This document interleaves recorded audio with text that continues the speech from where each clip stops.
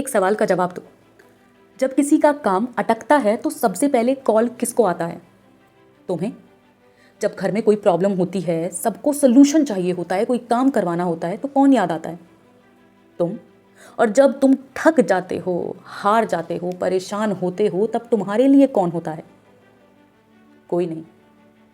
तो अब सच सुनो, सबका काम करके सबके लिए अवेलेबल रहकर जो तुम्हें लग रहा है कि तुम रिस्पॉन्सिबिलिटीज पूरी कर रहे हो या तुम रिस्पॉन्सिबल हो, तो सच ये है कि तुम रिस्पॉन्सिबल नहीं बल्कि तुम अवेलेबल हो। और दुनिया अवेलेबल लोगों को हमेशा साइडलाइन करती है, रिस्पेक्ट नहीं करती, उन्हें यूज़ करती है, उनके काम नहीं आती। दोस्तों, ज़रा सच बताना कि क्या तुम अपना काम छोड़कर दूसरों का काम करते हो? क्या तुम नो बोलने से पहले 10 बार सोचते हो? और क्या तुम मना करने के बाद गिल्ट फील करते हो? अगर हाँ, तो प्रॉब्लम तुम्हारी सिचुएशन में नहीं बल्कि तुम्हारे पैटर्न में है, जो कब से रिपीट हो रहा है और जिसे आपने अभी तक ठीक ही नहीं किया। दोस्तों, ज़रा कान खोलकर सुनना कि तुम्हें लगता है कि तुम अच्छे इंसान हो, पर सच क्या है जानते हो? तुम लोगों को खुश रखने के चक्कर में खुद को इग्नोर कर रहे हो। तुम हेल्प नहीं कर रहे, तुम अपने डर को छुपा रहे हो।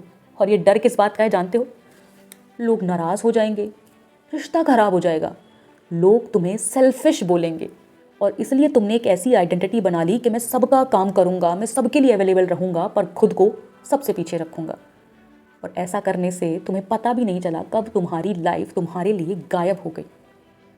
दोस्तों, किसी का काम करना, किसी की मदद करना गलत नहीं होता, लेकिन जब किसी के काम आते आते तुम खुद को खो दो, क्योंकि याद रखना, वो इंसान जो तुम्हारे लिए सबसे ज़्यादा सोचता है, जो तुम्हें आगे पहुंचा सकता है, जो तुम्हें खुशी दे सकता है, वो सिर्फ तुम हो। और जब तुमने खुद को ही सबसे लास्ट प्रायोरिटी पर रख दिया, तो दुनिया भी जिसके लिए तुम झुक रहे हो, कर रहे हो, वो भी तुम्हें अपनी सबसे लास्ट प्रायोरिटी पर रखेगी। तो चलो तुम्हें ज़रा इसके रीज़न बताती हूँ, यानी तुम्हें तुम्हारा आईना दिखाती हूँ कि तुम ऐसा क्यों कर रहे हो। और अगर इनमें से कोई भी चीज़ आपसे मिलती है तो आज ही वक्त है खुद के लिए सोचने का, क्योंकि कल कभी नहीं आता। तो चलो दोस्तों, अब बात करती हूँ सबसे पहले रीज़न 1 की, जिसे हम कहते हैं सेक्रीफाइस का एडिक्शन। तुम्हें लगता है जितना ज़्यादा तुम सेक्रीफाइस करोगे उतना ज़्यादा तुम्हें रिस्पेक्ट मिलेगी, याद रखेंगे, लोग तुम्हारे बारे में सोचेंगे। लेकिन डीप रियलिटी क्या है जानते हो दोस्तों? ह्यूमन साइकोलॉजी है कि जो इंसान हमेशा अवेलेबल होता है उसकी वैल्यू ऑटोमेटिकली कम हो जाती है। लोग उसे सिर्फ वक्त पर याद करते हैं, अपनी खुशियों में नहीं। चलो एक एग्जांपल लेते हैं, चाहे वो ऑफिस हो, घर हो या कहीं भी। तुम अपना कोई काम कर रहे हो और तुम्हारा काम खत्म हो चुका है, अब तुम थक गए हो और तुम घर जाना चाहते हो, या तुम सोना चाहते हो, लेटना चाहते हो, पर अचानक से कोई कलीग, कोई रिश्तेदार, कोई आ जाता है, यार मेरा भी कर दे, बस इतना सा काम रह रहा है। तुम बहुत अच्छे तरीके से ये काम कर देते हो और तुम मना नहीं कर पाते। नेक्स्ट टाइम वो फिर आएगा और तुम काम कर दोगे, और धीरे धीरे तुम हेल्पर नहीं बल्कि डिफ़ॉल्ट वर्कर बन जाते हो। दोस्तों, लोग तुम्हें अच्छा नहीं समझ रहे, वो तुम्हें यूज़फुल समझ रहे हैं, और यूज़फुल चीज़ों की रिस्पेक्ट नहीं होती है, उसका यूज़ होता है। अगर तुम्हें लगता है कि तुम सबका बोझ उठाते उठाते थक गए हो, घर में, ऑफिस में, रिलेशनशिप में, तो प्रॉब्लम लोग नहीं है, प्रॉब्लम तुम्हारा पैटर्न है। और जब तक तुम ये पैटर्न नहीं तोड़ोगे, कुछ नहीं बदलेगा। तो दोस्तों, अगर आप तैयार हो खुद को चैलेंज देने के लिए, अपने बिहेवियर पैटर्न और मेंटल ब्लॉक्स को आइडेंटिफाई करके उन्हें बदलने के लिए, तो आप ही के लिए मैंने डिज़ाइन की है अपनी क्लैरिटी कॉल, जिसमें आप और मैं 1 to 1 बात करेंगे। तो अब प्रोसेस सुन लो। डिस्क्रिप्शन में मैंने आपको अपना इंस्टाग्राम अकाउंट दिया है, वहाँ जाइए, मुझे डीएम कीजिए और वहाँ लिखिए क्लैरिटी, और अपना व्हाट्सएप नंबर नीचे ड्रॉप कर दीजिए। आगे की पूरी पेमेंट प्रोसेस आपके साथ वहीं पर होगी। और दोस्तों, अगर आप इंस्टाग्राम पे नहीं हैं तो फिक्र मत कीजिए, आप मुझे ईमेल भी कर सकते हैं। तो चलो दोस्तों, अब बारी है रीज़न 2, कन्फ्लिक्ट फियर, यानी कलेश से डर। दोस्तों, तुम किसी को मना इसलिए नहीं कर पाते क्योंकि तुम्हें फाइट से डर लगता है, तुम्हें उस व्यक्ति के छूट जाने से डर लगता है, तुम्हें डर लगता है कि अगर तुमने नो बोला तो ये लोग क्या सोचेंगे, अगर तुमने नो बोला तो हो सकता है कि तुम इस ग्रुप में अकेले रह जाओ।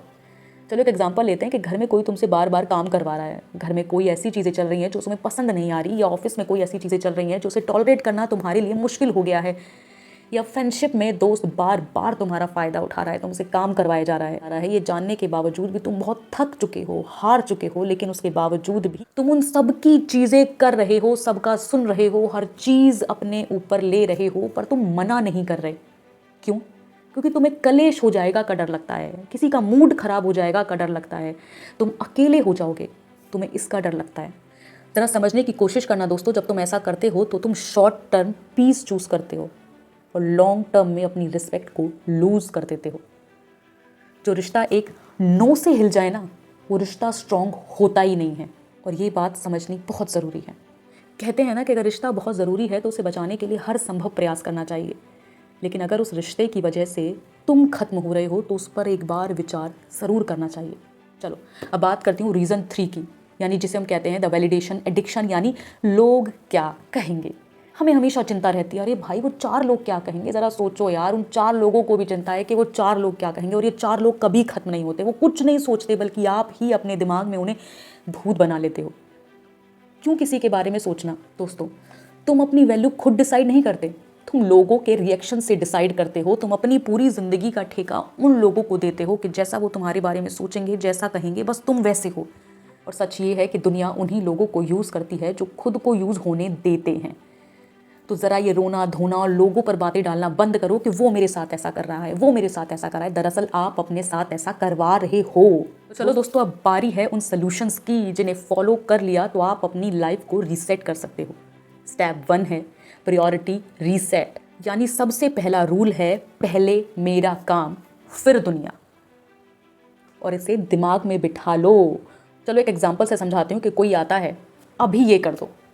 आपका पुराना वर्जन क्या कहता? चलो यार कर देता हूँ। आप अपना काम साइड में रखकर उसका काम करने लग जाते हो और आपका अपना काम छूट जाता है और आप फिर से यूज़ किया हुआ महसूस करने लगते हो। लेकिन अब आपका नया वर्जन क्या करेगा? अभी मैं अपना काम कंप्लीट कर रहा हूँ, 2 घंटे बाद देखता हूँ। और देखने पर भी अगर वो आपका काम नहीं है तो आप दूसरे आदमी को उसे करने का गाइडेंस देंगे। खुद पेन पेपर लेकर वो काम लिखने नहीं लग जाएंगे। यानी ये आपको समझना पड़ेगा कि हर व्यक्ति अपनी चीज़ का पेमेंट ले रहा है कंपनी से, तो उसे ईमानदारी से वो काम पूरा भी करना चाहिए। यानी आपको लोगों के साथ रूड भी नहीं बनना, पहले अपने काम को प्रायोरिटी देनी है, उसके काम में मदद करनी है और डायरेक्शन देनी है। इसका रिजल्ट क्या होगा? जब तुम ऐसा करने लग जाओगे तो लोग तुम्हें धीरे धीरे यूज़ करना बंद कर देंगे। तुम उनके लिए एक्सेसिबल कम हो जाओगे और जब तुम्हें एक्सेस करना उनके लिए मुश्किल हो जाएगा तो तुम्हारी वैल्यू अपने आप बढ़ने लगेगी। स्टेप 2 है लेट पीपल स्ट्रगल, यानी हर घर बाहर ऑफिस रिलेशनशिप कहीं भी लोगों की सारी प्रॉब्लम का ठेका तुम अपने सर पर ले लेते हो। किसी का भी काम अटका है, बस तुम उसे सॉल्व करने पर भाग जाते हो। ध्यान रखना, ऐसा करने से तुम उनके लिए कुछ टाइम के लिए तो अच्छे बन जाओगे, पर याद रखना जब ये रिपीटेटिव पैटर्न चलता रहा तो तुम उनके लिए एक ऐसा ढोल बन जाओगे, जब उनका मन आएगा तुम्हें बजाएंगे और चले जाएंगे। किसी की हेल्प करना गलत नहीं है, लेकिन जब वो हेल्प आपको ही सबसे पीछे खड़ा कर दे तब अपने आप से सवाल पूछना बहुत ज़रूरी है। ज़रा ध्यान से समझने की कोशिश करो। एक फ्रेंड आता है, तुमसे बार बार अपना काम करवाता है और काम करवा के निकल जाता है। जब तुम्हें ज़रूरत होती है तो ठन गोपाल। इस सिचुएशन में आपको ये करना है कि अपनी वैल्यू समझकर उस दोस्त को उसके काम का तरीका बताकर उसे खुद करने के लिए प्रेरित करना है। या तो वो तुम्हारे साथ रुकेगा या छोड़कर चला जाएगा। और ऐसे दोस्त जो सिर्फ तुम्हें यूज़ कर रहे हैं, तुम्हारी लाइफ से जितना दूर रहे उतना अच्छा है, क्योंकि वो तुम्हारी प्रोग्रेस को ज़ीरो कर देते हैं और तुम्हारी वजह से खुद आगे बढ़ जाते हैं। और अगर दूसरे पॉइंट पर बात करूँ कि मान लो कोई दोस्त, कोई ऐसा व्यक्ति जो तुम्हारे पास आता है, कोई प्रॉब्लम सॉल्व करवाता है, तुम कर देते हो, तो वो व्यक्ति तुम पर डिपेंड हो जाता है, खुद कुछ नहीं सीखता। अगली बार तुम्हें क्या करना है कि तुम उसको बताओ कि ये काम कैसे होगा, वो खुद सीखेगा, खुद स्ट्रांग बनेगा। स्टेप 3 है स्टॉप एक्सप्लेनिंग, यानी नो बोलने के बाद एक्सप्लेनेशन मत दो। आप क्या करते हो? पहले तो आपको नो बोलना नहीं आता, नो बोलते हो तो वो भी डर डर के बोलते हो। सामने वाले ने पूछ लिया कि क्यों यार क्यों नहीं, तो उसका एक्सप्लेनेशन देना शुरू कर देते हो, बहुत लंबा चौड़ा भाषण देते हो। अब एग्जाम्पल समझो कि आपको करना क्या है। उसने कोई काम बोला, आपने बोल दिया कि एक्चुअली मैं बिजी हूँ। वो क्या कहेगा? क्यों यार? तो आप सफाई देना शुरू कर देते हैं, ऐसा कर रहा था, मैं यहाँ पर बिजी था, मुझे ऐसे जाना था। लेकिन अब आप क्या करेंगे? आप बोलेंगे कि मैं ये नहीं कर पाऊंगी या मैं ये नहीं कर पाऊंगा। अगर वो पूछे क्यों, उसको बोल देना कि अभी मैं अपने काम में व्यस्त हूँ, बस। उसके बाद कोई सफाई मत दो, कोई आर्ग्यूमेंट मत करो और उसको बोल दो कि अभी मैं बिजी हूँ, बाद में बात करूँगी। याद रखना, आप जितनी सफाई दोगे आपको उतने आर्ग्यूमेंट्स मिलते जाएंगे, इसलिए सफाई देना बंद कर देना। स्टेप 4 है हैंडल गिल्ट, जो सबसे ज़्यादा इंपॉर्टेंट है और बहुत लोगों के साथ यही होता है। सबसे बड़ा ट्रैप होता है गिल्ट। आपको हमेशा जब आप किसी का काम नहीं करते, आप अपने लिए कदम उठाते हो, आप अपने लिए कुछ अच्छा सोचते हो, आप अपनी ज़िंदगी जीने के लिए कुछ बेहतर करते हो, तो वो लोग आकर जिनका काम आप मना करते हो, जिनके लिए आप अवेलेबल रहना छोड़ देते हो, आपको गिल्ट में डालते हैं, आपके ऊपर प्रेशर बनाते हैं। एग्जाम्पल से समझो कि तुमने किसी को नो बोला, अंदर से फील हो रहा है कि यार गलत कर दिया, ऐसा नहीं करना चाहिए, तो कोई बात नहीं, कर देता तो क्या होता। इन रियलिटी ये है कि कोई गिल्ट नहीं है, बल्कि ये तुम्हारी पुरानी आदत है जो टूट रही है। ऐसा करने से क्या होता है कि आप बार बार उसी ट्रैप में फंसते रहते हो। यानी या तो आप लोगों के नौकर बन जाते हो या गिल्ट फील कर करके अपने मेंटल स्ट्रेंथ को कम कर लेते हो। अब आपको क्या करना है कि आपको रिस्पेक्टफुली नो बोलना है और उसके बाद उस पर कुछ नहीं सोचना है। कि याद रखो दोस्तों कि आप अपने पुराने पैटर्न को जब तोड़ते हो तो आपका दिमाग आपको रोकने की कोशिश करेगा, क्योंकि वो आदी हो चुका है। इससे डरना मत, उससे ये याद दिलाना कि ये जो तुम कर रही हो या कर रहे हो ये तुम्हारे लिए बेटर है। और जब तुम अपने लिए पहला नो बोलोगे तुम्हें बहुत अच्छा फील होगा। याद रखो, जो तुम्हारे लिए अवेलेबल है उसकी मदद करने में कभी मत झिझकना, लेकिन जो तुम्हें सिर्फ यूज़ करने के लिए बुलाते हैं, इस्तेमाल करते हैं, उनसे दूरी बना लेना। तुम दुनिया का बोझ उठाने के लिए पैदा नहीं हुए हो, तुम अपनी लाइफ जीने के लिए पैदा हुए। और जिस दिन तुमने नो बोलना सीख लिया, लोग तुम्हें यूज़ करना बंद कर देंगे। ये मेरा वादा है तुमसे। क्योंकि याद रखना, दुनिया उसे ही प्यार करती है जो खुद से प्यार करते हैं। तो सबसे पहले खुद से प्यार करना सीखो।